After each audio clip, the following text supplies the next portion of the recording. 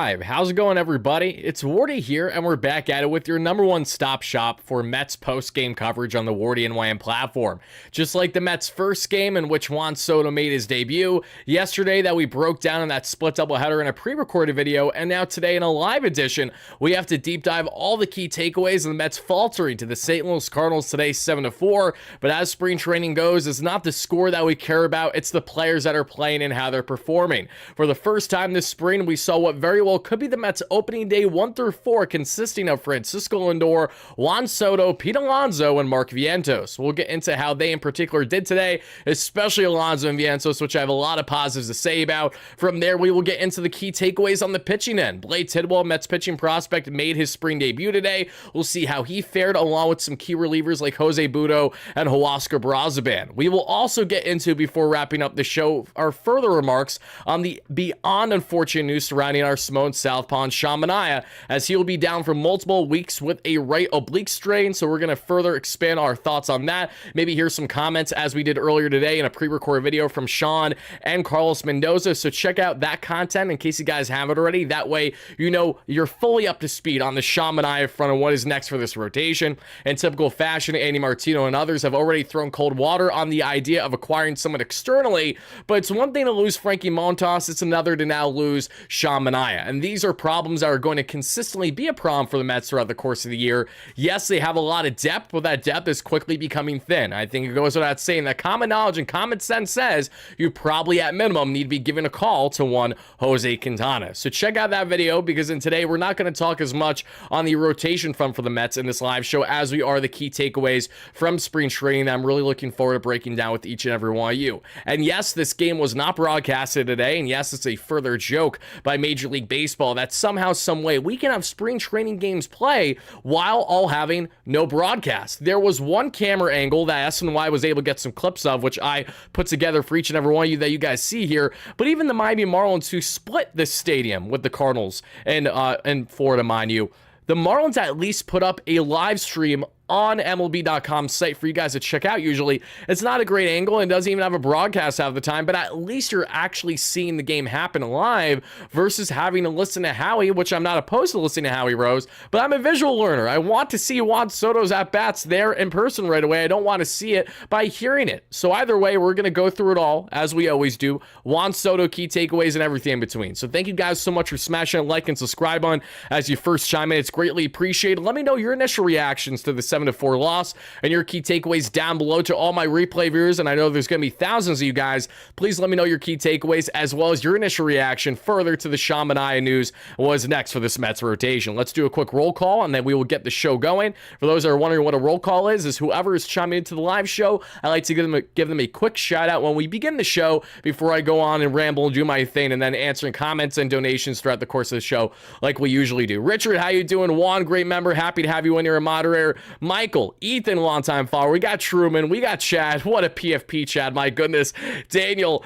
Daniel Berry, how you doing? Two different Daniels in here. We got plenty in the chat. Thank you, guys. Come one, come all. We got Keto Rising in the chat right now. We got our guy in Daniel Denny, if I didn't say that already. We got Kevin. We got Richard. We got Pike. How you doing? We got GWB. Thank you, guys. Really do appreciate it. And again, regardless of when you're watching this, guys, we're happy to have you. So let's get into what you guys see beside me. That's the key takeaways today and this 7-4 loss. So let's start off with what the lineups were between these two teams, because the lineup that I'm going to show you shortly is how the game ended for the Mets, not how it started. For the St. Louis Cardinals, they had some key starters in there, including guys like Mason Wynn at shortstop leading off, Brendan Donovan at second base batting second, Wilson Contreras at first base, believe it or not, batting third, batting fourth is soon to be Houston Astro, maybe? I have no clue. What's happening with Nolan Arenado? I'll leave that for you guys to debate about. We got Ivan Herrera at catcher batting fifth, sixth is Jordan Walker at a really good day at the plate. This is a big year for Jordan Walker. See if he can blossom for the Cardinals. Lucan Baker at DH batting seventh. Eighth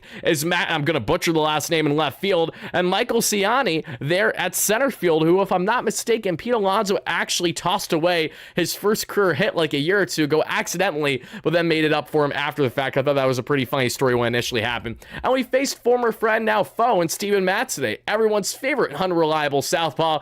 And this is nothing personal against Steven, just a further reality on Mets tried so long to make that man work in Queens, and it just couldn't consistently for the homegrown talent I believe is a Long Island native. And for the Mets starting lineup that they had today, it was as follows. Francisco Lindor was batting leadoff. Juan Soto in the 2-hole. Batting third was Alonso. Fourth, Vientos. Fifth, McNeil. Sixth, Jose Azocar, who's like a 6th, 7th outfield option for the Mets. That'll be stored in AAA. Speedy guy. Luis de Los Santos in DH, batting 7th. Batting 8th was Rafael Ortega, two-time New York Met. Remember Ortega, guys? He had some playing time for the Mets back in 2023 after the trade deadline and after they pretty much gave up on the year. Ortega, along with some other key guys, what's the last guy's what's that guy's last name?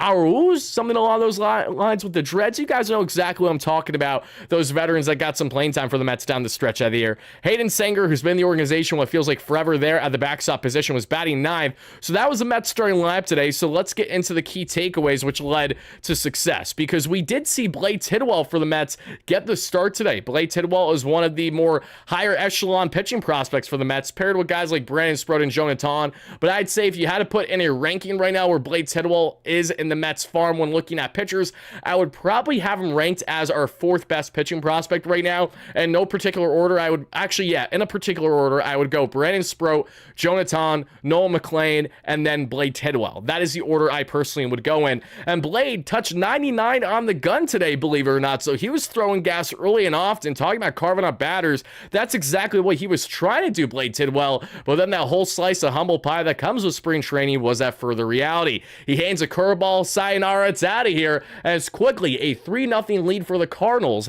as Luken Baker takes him deep for his first home run this spring. Prior to this, Blade was just in a little bit of a mess, unfortunately, and after throwing, again, absolute gas, really varying there by basically 10 miles per hour, what you're getting on the heater there throughout the course of his 2-inning outing today in Blade Tidwell. Also had the pressure cooker situation happen right away, which is why, as we saw there in the 2nd inning, mind you, he gave up that 3-run home run on the hanger. Then we see, because Blade Tidwell's day is done after just 2 innings of work, we'll get into the bullpen, because especially guys like Huascar Brazoban and there and Jose Budo really stood out today. But then on the offensive end, the Mets finally got something to start cooking there in the 3rd inning. After some field at-bats in the 1st and 2nd inning, all it took was a third for a couple guys to get on base, including Juan Soto, that you guys have probably seen in the highlights beside me, had himself an infield single. It was a comebacker that went back to the pitcher, but the pitcher couldn't get to the throw to first in time, opts to throw to third base, and Rafael Ortega, who already got the inning started, the plate setter with a single, going from the Mets 8 or 9 batter then to the top of the order. Lindor didn't do anything we saw there. Soto did. And then Polar Bear Pete Alonso in the 3-hole. What does he do? He makes most of the opportunity. Pete Alonso, in my opinion, is today's standout, our true spring standout, as Alonso goes 1 for 1 today with a clutch 2 RBI double opposite field going into the gap, allowing both Ortega and Soto to score. Hopefully the first of many times we see Pete Alonso drive in Juan Soto this year. 2 walks, as well as Alonso has 3 or 4 walks already this spring. He's batting 1,000. He's looking great. And I know it's spring training. I know it's early goings, but Pete Alonso is locked and loaded and absolutely composed. And you could tell that he has a sigh of relief along with them to be back with this Mets team and be part of this lineup. I think that's very notable. So Alonso is my Mets spring standout today. This is nothing against guys like Jose Azocar and guys like Chris Williams that we'll get into shortly that have the home run heroics, but I really want to emphasize this slide particularly for guys that are likely going to be impacting the Mets this year, and guys in Jose Azocar and Chris Williams, while they may have their little stints down the stretch this season, the likelihood that they will be impactful at all throughout the course of the 162 is fairly slim for the Mets at this point in time. Polar Bear Pete Alonso is a different discussion, however. He's absolutely deserving to find himself in this category. Yesterday was Brett Beatty's day out of the games against both the Marlins and the Astros. He was a key standout on the offensive end with a 110-mile-per-hour double there off the wall that he pulled beautifully, and had another hit that was a little bit of an opposite infield single there, so just got out of the third baseman's reach there yesterday. Fast forward today, we have Alonso. 2 days ago was Juan Soto, so see what tomorrow's player highlight is going to be. And also, please let me know, guys, watching this live on a replay, how do you guys like the graphic? We've done graphics like this in the past for post-game coverage. We deviated away from it for a good portion of the post-games last year. We're bringing them back this year as much as we possibly can because I really think it's a fun way to kind of change up the course of the show that we're doing here, from going on breaking down the lineup to key takeaways to getting into our player, our key performance of the day, the same way that we are now going to transition into further on the key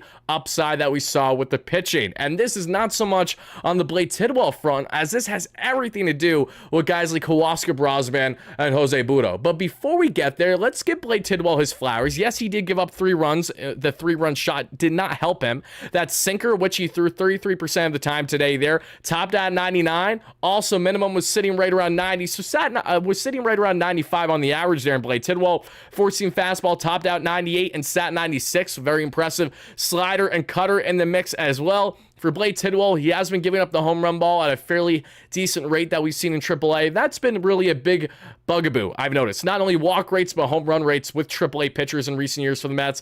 And hopefully that will continue to trend in the right direction this year. But after losing veteran prospects like Mike Vassell, who was acquired by the Tampa Bay Rays and the Rule 5 draft this year, actually, was he picked up by the Phillies and then traded the Rays? Something along those lines. Regardless, though, the Mets have kind of swung and missed in recent years on what was initially their heralded prospects on the pitching end, getting moved up to AAA and then absolutely floundering. Hopefully that isn't the case this year, because guys like Brandon Sproat, Blake Tidwell, Jonathan, etc. are all going to be in the makings of that Syracuse rotation, unless a guy like Sproat balls out so well this spring, though the Mets absolutely have to have him start the year with the rotation because he played his way into it and not because they're forcing his hand or rushing him. But as we go from talking about Blake Tidwell, now let's get into guys like Jose Butto and Huascar Brosman, because I think that they are notable here. Butto, we know, obviously had a very strong season for the Mets last year. Originally a starter, transition into a multi and reliever, transition then into pretty much a setup man for Edwin Diaz for a decent stretch of the year last year, and then was absolutely gassed and burnt out by time we reached postseason, which is why he was giving up meatballs there left, right, and center,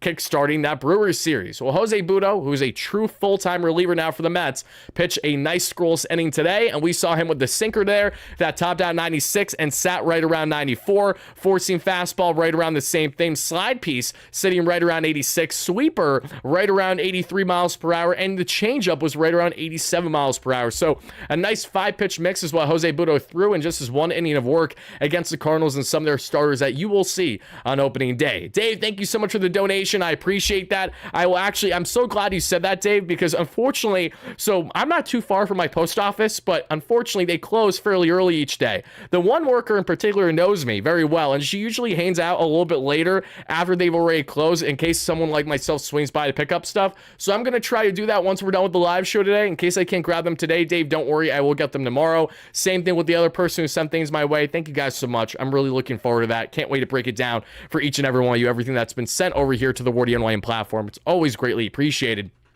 Jose Butto looked great. And guys, I got to gas up at least for a minute. I know it's spring training, and I know it might not mean much to you, but Huascar Brosman is a dog. And this is a guy that when the Mets acquired him at the trade deadline last year for the Marlins, got some flack because what is David Stearns doing? And then we saw Brosman not be able to handle the high expectations down the stretch when called upon. Now, in this Mets pitching lab, and with a normal spring training with this team, I think Huascar Brosman has all the makings to be one of the better relievers for the Mets this year. When I say better, I mean he might be one of the best high leverage arms that the Mets have this year. Might not be in the beginning, but as the course of the year goes on, you guys will see just how electric this guy's stuff is. If you look at his percentiles for baseball spot, he's literally elite when you look at the consistent velocity, his movement, and his swing and miss. It's really about just putting it together for Huascar, who what we've seen him do in the past couple years in Miami has been great, but we need to see him do that now at the New York level comfortably, not having to have this midseason change the way that he had last year. That sinker, which he topped out at 96 today, sat right around 95. Changeup, topped out right around 90, sat right around there. And the cutter, which topped around 88, sat around 86, 87. 3-pitch mix is what you got from Huascar today, and he worked some clean inning without a problem there and struck out a pair in doing so. Dominic Hamill, 2022 Mets minor league pitcher of the year, has sadly fallen from grace quite a bit since then, and now could be the next man up that's parted with in a Rule 5 draft a year from now if he does not ball out this year. This is absolutely a make or break year for Dominic Hamill and the Mets organization, another arm that has failed to really adjust properly consistently at the AAA level in Syracuse. It's a big test to see what he can do, but he had a scoreless inning while giving up a hit that we saw there. And we got my guy Suarez, who I have a lot of optimism with, and he is a guy that, if I'm not mistaken, the Mets actually had Joander available in the Rule 5 draft this past offseason, but he was not selected. Joander Suarez did a tremendous job that we saw in AA this past season, but as he got moved up to AAA, also had a little bit of those concerns, or it was along those lines. I know that once he got moved up to one level, he was really laboring in a short period of time, and thankfully, that's something that you guys will be hearing a lot of this year, not so much on the labor front, but more so on the prospect update front. Last year, we put in throughout the course of the year, throughout each post-game show, also key breakdowns on prospect performance. So throughout the regular season, guys, in every post-game show, we will also have prospect breakdowns for you guys that we will likely then crop and cut out into a separate video to post the following morning, and a big recap on going over all the latest, just key headlines from the night before on the player performances, prospects, and anything else in Mets land that's going on. So be on the lookout. But that was the pitching performance for the Mets today. So now as we get into the hitting, and this is what we will round out with, this was the lineup the Mets finished today with. Yeah, a whole lot of guys that you probably know very little about, and that's okay, because you don't got to know a whole lot about all these guys. What you got to know is that the Mets lost this game 7-4. They were out hit 9-5. Their expected batting average was 230 to 284 of the Cardinals. And we saw guys like Yoni Hernandez there give us nothing. Luke Ritter struck out twice. He will be a guy once again stored in Syracuse and not going anywhere else. Suera first base. I'm not even going to try to pronounce the third baseman's name. We got same thing with the second baseman. I'm going to butcher them. I want to say Villanova, but I know that's not what I'm supposed to be saying, obviously. Then we got Simone Juan, who I do know, Mets 19-year-old prospect IFA signing a couple years ago, hit a 3-run tank yesterday, and the loss against the Cardinals, he went 0 for 1 as well. Reitz went 0. No one hit. Literally no one hit outside of Chris Williams. And what did Chris Williams do? Chris Williams was an absolute dog. That's what he did. We saw Chris Williams go out there and do fantastic work today. Williams put himself in position for greatness by hitting an absolute tank to left to make it, at the time, a 6-4 Cardinals lead. And when we talk about other veterans, guys like Jeff McNeil were in the lineup, obviously. Jose Azcar, who had a home run earlier in the game that I alluded to. And then we also had guys like Mark Vientos, who did not get a hit today, Mark, but he did get hit by a pitch ever so slightly. It just grazed him on the side. He's fine. But in case you're wondering, all the key takeaways, just 1 through 9 on the starting lineup. Rafael Ortega went 1 for 3 with that run scored. Hayden Senger was batting ninth, went 0 for 2 before being pulled. Jose Azcar ran into one for his first home run of spring that we said a second ago. Jeff McNeil 0 for 3 today, still looking for his first spring hit. He was batting fifth. Not a guy I want to see batting fifth at all, but I'm loving the 1 through 4. Listen, if Alonso's going to be batting the 3-hole fairly consistently this year because you want to have the best players available at the top of the lineup, this is a way to do it. Then at 4, you put Vientos, you put Alvarez, you put a 1 of Linker or Marte. You get creative. Nemo, you get creative in that position based on who's hot at the time, in my opinion. That's something that I think can kind of be not a completely rotating door, but one of those things that Carlos Mendoza can get creative with throughout the year if the 1 through 4 stays consistent. I think that's important, right? Because when we look at the Dodgers and we look at Mookie Betts, Shohei Ohtani, Freddie Freeman, their three-headed monster is absolutely devastating. And yes, you can work around that three-headed monster, but what we come to find out in postseason play is that even guys like Tommy Edman and Max Muncy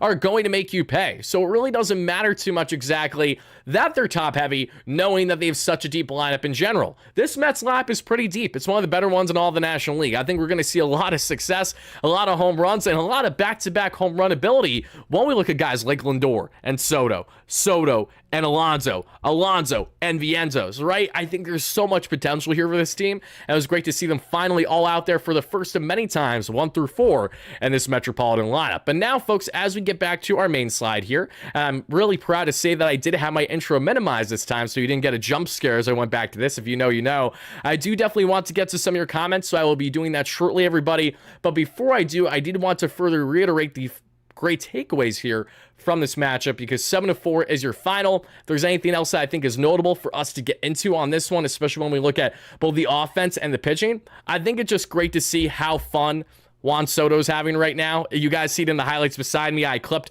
not only what we saw on the performance front, but but also on just little, short clips that, SNY posted throughout the day of Soto running on the field and running. There he is right now, exactly. The aura is just off the charts with this man. I'm obsessed. And I know it's absolutely wrong for a grown man, a father like myself, to be obsessed about another grown man, but it's kind of hard not to be when, even though that we're pretty much a year apart in age, Juan Soto, I feel like I'm looking up to a guy that's twice my age because of the fact that he's twice better than the average league batter, it feels. That's how good Juan Soto is. And to amplify just a little bit more on the brilliance that is Juan Soto, and then we will get into a little bit more on Manaea, what is next for this Mets rotation before wrapping up the show. There was an article that was just dropped through SNY, and I'm not even going to say names because they would like me to say names, so I'm not going to. But an article just dropped on SNY, which I'm looking forward to sharing with you guys. And this is a breakdown on Juan Soto's clutch at-bat, which led to his clinching home run against the Guardians in the playoffs last year. Step-by-step breakdown by Juan Soto himself and Steve Cohen's reaction to it, which went directly in hand with why Steve was going absolutely all in on the guy. He was going to make sure it happened. Wardy would hit 300 in spring. That just shows you how low the bar is for hitting in spring training. Absolutely. This is an MLB pitch. Of course it's an MLB pitching. You think we don't know that? We've been covering every Mets spring training the past 4.5+ years. We know very well how these things go. And one thing that I've learned greatly over the past couple years is to literally not buy in at all with spring training performance when it really comes to a lot of things. And what I mean by that is more so on the hitter's end than anything else. When I look at hitters' performance, it's awesome to see.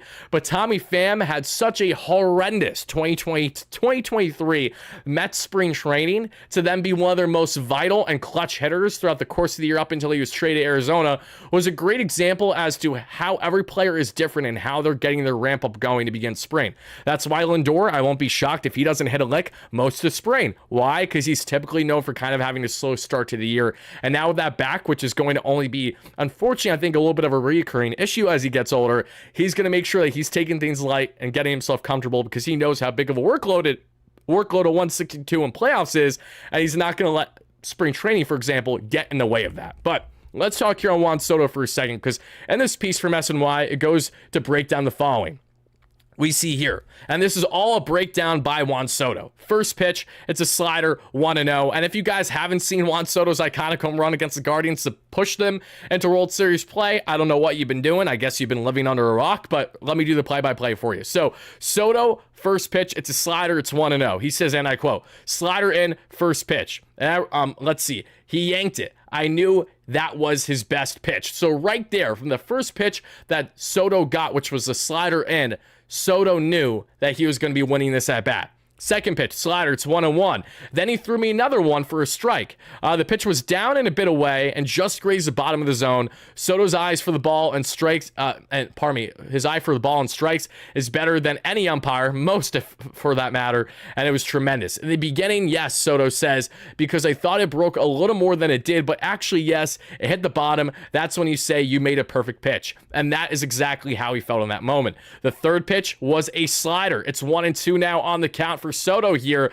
That was his one mistake, Soto says. He left it down the middle of the plate, and I fouled it off. Then he never made another mistake. I fouled it straight back and was like, F. That was the one. That was the mistake, and I missed it. Fourth pitch, it's a changeup. It's still 1-2 on the count from Gaddis to Soto here in the playoffs for 2024 Yankees-Guardians to bring them to the World Series. He threw me that nasty changeup, and I was able to foul it off. Thank God, Soto says. That was the nastiest pitch he ever threw me through the whole playoffs, I would say. And I fouled it off right at the moment. I was like, yeah, I'm smiling and nodding. Yeah, I'm feeling good about how this at-bat's going to go. Then we see the body language, right? He was pretty good. That he didn't show too much emotion, Soto said in response to the reliever Gaddis. I was looking for the emotions, but he knew something. He knew never to show me it. But definitely I knew in my mind that he threw the best pitch he had, and I fouled it off. I was like, he's done. It's as simple as that.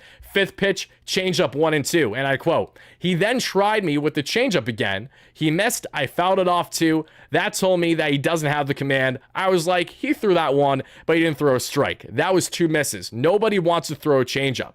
The sixth pitch, which was a slider 1-2. I'm still thinking, hit the ball the other way, stay on it because his fastball won't beat me, Soto said. He threw me a slider. I fouled it off again. At the moment, I was like, okay, he showed me the slider 3 times. I know the motion. I know the speed that he has today. And now at that point, I'm like, you show me everything you have. There's only one thing you can do now to show me. And what is that one thing? A fastball for a home run. And that's exactly what he gets. Yeah, he says, I didn't know a fastball was coming. I was telling myself, I'm all over him. There's nothing else he can do. He threw a fastball and I just didn't miss. He threw it right where I want it. I was just looking for it. You know what this reminds me a lot of, truthfully? Reminds me so much of Juan Soto's first at bat with the Mets this spring and that home run. And the reason why I say that is because he did a tremendous, and I literally mean a tremendous job by completely dusting off the first 2 pitches he got. I understand they're inside from a minor league pitcher. So when you have a minor league pitcher throwing to Juan Soto, Juan's just looking to hit a tank right away. He knows he's going to get a meatball. Then he gets a little bit of one down and away, a little 92 heat, not a problem. Sayonara, it's out of here. That's the Juan Soto way. And that exact approach that we saw him do in the ALCS against the Guardians and game 1 of spring training for the Mets this year is exactly the exact approach that he will have with the Mets all year long. That's why he's the $805 million man. If you take out his opt-out after the first season and add another $4 million AAV for the remaining decade of his contract, that's why Steve Cohen wanted his guy, which is the following. When you watch that at bat, you realize how special he is. Steve Cohen says in an interview here. And also, this article was from Andy Martino. I was just joking on not wanting to name him because Andy is notorious for wanting to throw cold water on anything that any Mets fan could have any positivity in or try to have optimism in. But regardless, appreciate the breakdown from Andy. That was good one-on-one interview he just did with Juan Soto, which he did right after the conclusion of today's game. Dave with a $5 haul says, Cards looking to trade Fetty. Are Mets interested? They haven't been reportedly in the market for Fetty, but don't be shocked if he's a player that we discuss as soon as this week, because yes, the Mets have been in the market for Eric Fetty twice. Going back last offseason, David Stearns really wanted Eric Fetty coming over from the KBO, made some big adjustments there, and then he signs with the Chicago White Sox because he's in a more guaranteed position to be a starter for them than he otherwise would have been, more as a swingman role for the Mets where he would have had to really earn his keep. Well, the Mets tried for Eric Fetty to a degree again at the trade deadline last year before he was parted with as part of that 3-team deal, which had guys like Michael Kopech going to the Dodgers and having guys like Miguel Vargas, the prospect from the Dodgers, going to Southside Chicago. Then you see someone, that being here in Eric Fetty, going from the Cardinals to, going from the White Sox to the Cardinals as part of this big, and Tommy Edman, who wasn't even healthy then, who would go on to kill the Mets in playoffs, he was that sneaky piece going to the Dodgers too. The Dodgers slam dunk won that trade, just like they win everything, it appears.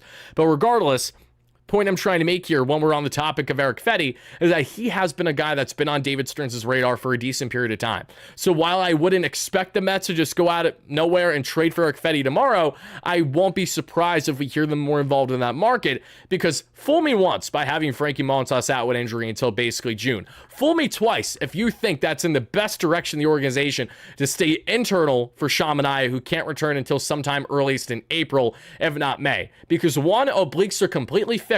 Sean said it himself today. It could be 7 days, 14 days, or 21 days that I'm resting without throwing, which means he's going to need a full spring training ramp up after the fact. So the notion that I really think is hilarious, and this is something that not any and every reporter say, but there are certain people in the community that I think, like Andy especially, feel like that, they're above everyone else and how they love to approach the fact that David Stearns is feeling comfortable about staying internal. No shit. We all know it's common sense. You're never going to see a team like the Mets say desperately right after key injuries that, oh yeah, we're all aboard buying in the market. Why? Because it completely takes their leverage away. 1, 2, they have 110% tax, so they're not going to just spend for the sake of spending unless they truly feel it's worthy. And 3, they made depth acquisitions in the Griffin Cannons, bringing back Tyler McGill, bringing back Paul Blackburn, and even the Hagemans, among others, to an extent that they're stretching out as a starter for the whole purpose to handle swingman roles, handle the depth of the rotation. The problem that I have is that we know how quickly this Mets rotation can completely flip upside down.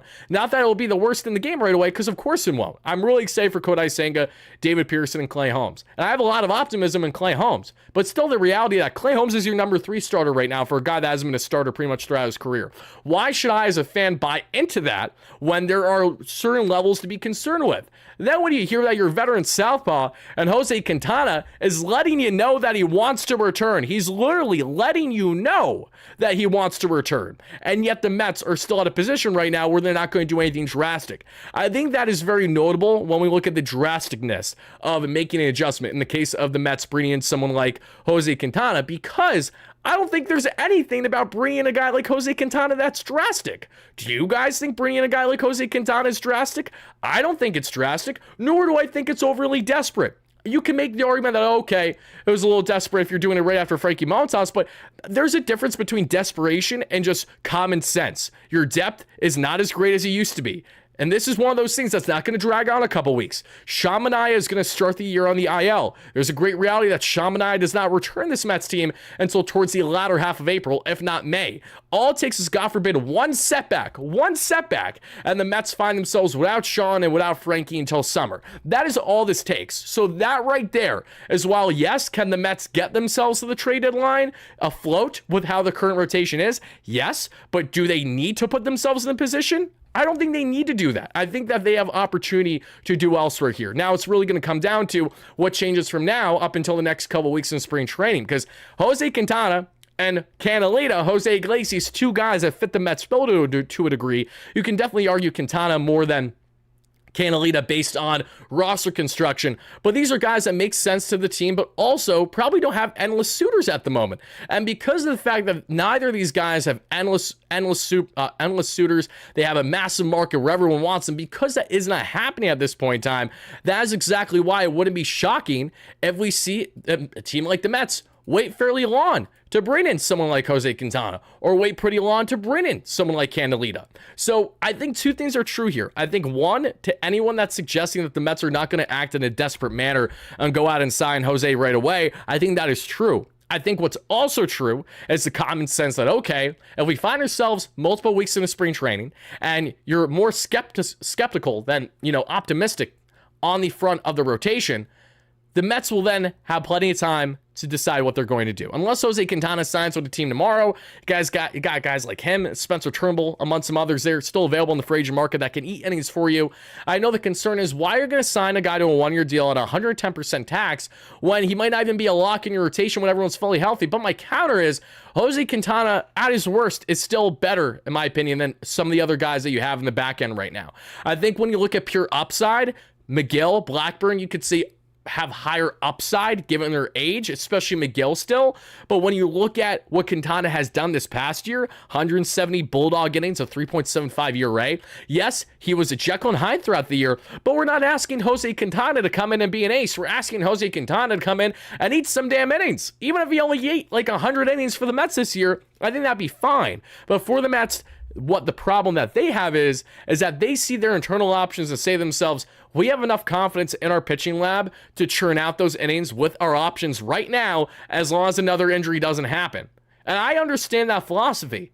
But what happens if you have another injury happen this spring, right? So Jose Quintana, Jose Iglesias, these are guys that we will continue to circle back with throughout spring, because until they sign somewhere else, they're out there in the market for a reason. The Mets have not bit to this point. They're not going to bite until they truly feel like they need to. But push comes to shove, how much longer are we going to wait? That's my standpoint on it. And again, I understand the philosophy from the Mets. I understand not wanting to act desperate. I understand how that is a negative perception in the public eye. That's not how a properly ran organization goes about their business. That is true. I understand that. But you also have to understand this is the New York Mets. Regardless of how awesome this pitching lab has been, we need to go and see them and actually prove it to a degree. It's a lot easier to buy into the lab when you had as much depth that the Mets had a week and a half ago. Now without two of your most important starters outside of Senga, Peterson, and Holmes to begin the year, for one, not until June, and the other, we don't really know exactly. When has we don't know exactly ever benefited us? Whether it's been Jacob deGrom, whether it's been Kodai Senga, whether it's been Max Scherzer, regardless on the starter, there has been this commonality that when a starter gets injured in the beginning of spring, the Mets play it down every single year. Do not make any drastic moves. Let's go back 3 years ago when we still had Dominic Smith and JD Davis on this team to begin the year, right? Back then, we had the Chris Paddock trade rumors going on with the Padres. Why? Because we needed pitching. We had injuries happen yet again. Were the Mets able to get throughout the course of the year? Yes. But did they have problems? Yes. Did we make playoffs that year? No. I'm trying to think. Did we make playoffs a year? It was 2022 or 2023. Maybe it was 2022. But regardless, that actually doesn't... Wait, hold on. If it's 2022, then I really sound dumb because, yeah, we did make playoffs. But if that's the case, and that's the 101 season where everything fell short down the stretch. But the point is that when it comes to these spring training injuries, and an oblique in particular, we saw how fickle it was with Scherzer, and it really does dictate on how much they rest and then work their ramp up back. We saw it with Lindor in 2021 against the Pirates in July that year. You know, his first true oblique injury. This is Sean Manaea's first true oblique injury. And they're very fickle, and they're not one of these things that you can just, okay, as soon as I've rested for a week, I'm ready to go. It's a bit of a process, and we have to hope that in the case of Sean, that he ramps back and he's starting to throw a week to two from now and not 21 days from now. And for the Mets, what they have to do in the meantime is look at what they're getting in their pitching lab. Look at what they're getting in the Griffin Cannings, in the Tyler McGills, in the Paul Blackburns, and the Hagemans, and the Max Cranks to a degree, etc. this spring training over the next couple weeks. And then if those guys are still out there and you still feel like, yeah, we should probably add to our rotation now, go out and add them if you're not going to add them now. And thank you for coming to my TED Talk. But all jokes aside, let's get to some of your comments here. Josh, thank you so much for the $5 haul. I appreciate that. You think Mets should attempt to trade for Sandy sooner rather than later? I know at the deadline, a lot of teams will be pursuing him. Here's the thing. I just don't see the Marlins trading Sandy right now. I think that's the reality of it. The Marlins know the Mets have injuries, so they would be having Sandy's price at somewhat of a premium, even coming off of his injury. So I think Sandy is not a guy the Mets are going to be circled or connected to whatsoever until we get earliest trade deadline. But would I be opposed to pursuing him now? No, as long as you're not giving up an arm and a leg for Sandy Alcantara, who I do have concerns as to how he's going to grade out. Don Mattingly absolutely drilled that man into the ground. He was pitching 8-9 innings what felt like every start, when that just isn't happening in today's Major League Baseball anymore. That's why Sandy Alcantara hasn't pitched in a competitive game until yesterday for the first time since 2023. So Sandy, I like. He's got gas. He'd be awesome in this Mets rotation, but I don't see it happening now. Juan Diaz, my man, says this is why we needed talent and durable pitching. Absolutely. And listen, you can have as durable of pitching staff as you could want, and things will still go awry. Nothing is ever going to go in your favor, and that's the unfortunate thing. Us Mets fans can do our best to try to map up, okay, if we make this move, then we're going to be settled here. If we do this, and they'll figure out things here. The reality is that no matter how much we put it in our mind and really fixate on the idea of what this rotation, what this team could be, injuries inevitably happen. Also, guys blossom inevitably that you maybe aren't thinking about right now internally, like Mark Vientos. Who had Mark Vientos breaking out as much as he did last year? Put your hands down. Stop it. None of us had Mark Vientos breaking out to the degree that he did last year. If you were really one of those more optimistic fans, then I commend you, considering the guy didn't even start the year on the roster, right? So Vientos had to earn his way the same way that these pitchers on the minor league front are going to have to earn their way. So what happens in between with these veterans and with these back-end options, that's what we're going to be covering throughout the next couple weeks of spring to find out. But guys, that is about going to wrap up our show here in just a second. Before I get out of here, I'm going to make sure I didn't miss any comments in particular. If you guys enjoyed the content, please make sure to smash that like and subscribe on your way out. For my replay viewers, please let us know your biggest takeaway down below. Thank you so much as always, and please let me also know, who do you want? Do you want Jose Quintana? Do you want the Mets to stay eternal? Do you think Brennan Sproat is going to rise to stardom this spring, which I'm more pessimistic than optimistic about? Not that it can't happen. I just don't see the Mets rushing Brennan Sproat, for obvious reasons. Whatever your thoughts are on the latest in Mets land, drop them down below. We appreciate you guys, and help us get to 300 plus likes at any point in the live show to our live and reoccurring viewers. Thank you, thank you, thank you. Carlos in the chat says Mets rotation is a joke. They're awful, and they sit there and think that the fans are stupid. This team is the third best team in their division. What are they waiting for to make a trade? Listen, I don't know if it's going to be a trade. I don't know if it's going to be a signing. I don't know if it's going to be internal. No one truly knows until either opening days here and the Mets didn't add anyone, or they've added someone and then we're going to break down and get into it from there. Because the rumblings have been nonstop left, right, and center. It's hard because it's like when you hear people of credibility say things and other people of credibility say things, it's like, what do you believe? Then that reaches the conclusion of, okay, let's just wait until we actually see what the Mets do or don't do. My man Daniel Cap's great member, happy to have you in here, baby. And I trust Stearns too. I absolutely do. But I would like them to add more. I absolutely would. Wardy, I won a futures bet with Vientos last year with 25 home runs. That's hilarious. You were one of the few then, Daniel. You were one of the few that had the futures. That sounds like degenerate gambling, if I'm being honest, Daniel, but you probably know that. It's like, yeah, let's just put an easy 100 down on Vientos to give me 25 home runs or more when he didn't even crack the Mets opening day roster.